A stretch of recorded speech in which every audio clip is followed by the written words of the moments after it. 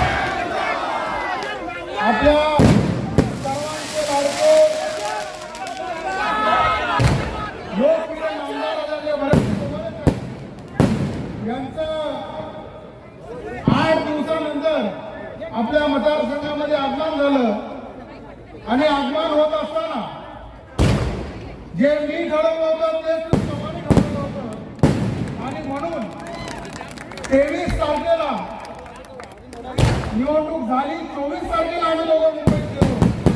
त्यानंतर शेठ एक दिवस आले, मी पण एक दिवस मतदारसंघात आलो, परत गेलो आणि परत त्या 2 दिवसात मी आलो आणि मग तिथून मी ठरवलं की मतदारसंघात की जेव्हा भरतशेठ मंत्री होतील तुमच्या सर्वांच्या आशीर्वादाने, आशीर्वादाने आणि फडणवीस साहेबांच्या आशीर्वादाने आज या रायगडला न्याय द्यायचं काम जर का कुणी केलं असेल तर ते माननीय एकनाथ शिंदे साहेबांनी केलेलं आहे. आणि म्हणून आपल्या महाराष्ट्राच्या वतीने, या संपूर्ण जनतेच्या वतीने मी आदरणीय शिंदे साहेबांचं एक सच्चा शिवसैनिक म्हणून मी त्यांचा मनापासून आभार व्यक्त करतो. आता वाट बघतो आपण येणाऱ्या 2 दिवसाची की 2 दिवसांनी भरतशेठ पालकमंत्री कधी होणार.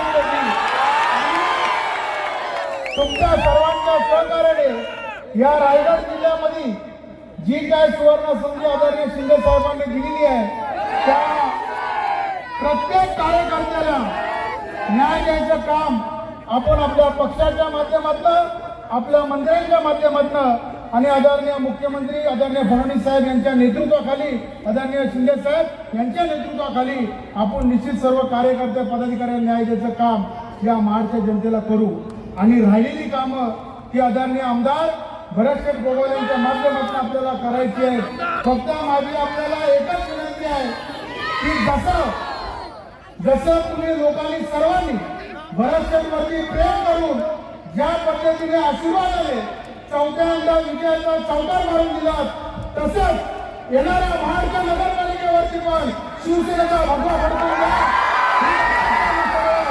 महाराष्ट्र जनतेकडून व्यक्त करतो. आणि मग जो रखडलेला महाराष्ट्राचा विकास आहे तो या येणाऱ्या 2.5-3 वर्षामध्ये हा माळ अजून सुजलाम सुफलाम केल्याशिवाय राहणार नाही, अशा प्रकारचा विश्वास मी आपल्याला या ठिकाणी देतो. मंडळी, काम करायचं आहे आणि म्हणून प्रत्येक कार्यकर्ता ज्या वेळेला काम करेल, कुठलाही प्रशासकीय अधिकाऱ्याकडे असो, लोकांच्या सोयीसुविधाचे असो, आरोग्याचा प्रश्नाचा असो किंवा लोकांच्या अडचणीचा असो, लोकांच्या सुखाचा, लोकांच्या दुःखाचा प्रसंग असो, त्या वेळेला तुम्ही तिथं पोचायचं आणि तुम्ही पोचत असताना मी भरतशेठ मंत्री म्हणून आणि मी भरतशेठचा कार्यकर्ता म्हणून अशा प्रकारचा निरोप घेऊन तुम्ही सर्व पदाधिकारी कार्यकर्त्यांनी माझ्यासोबत काम करायचं आहे. एवढंच मी आपल्याला बोलतो. चांगल्या रीतीची मिरवणूक ना भूतो ना भविष्याची झाली आणि जो लोकांचा प्रतिसाद आदरणीय भरतशेठ गोगावलेंना आपण सर्वांनी आशीर्वाद रुपयाने दिला. कारण की आज भरतशेठनी ठरवलेलं आहे की मी भाषण करणार नाही, मी फक्त लोकांच्या शुभेच्छा आणि लोकांचा आशीर्वाद देणार. मी भाषण करणार तर ज्या वेळेला पालकमंत्री पद घेऊन येईल आणि त्यावेळेला आपल्या सर्वांना शुभेच्छा फक्त आमदार साहेब देतील. आणि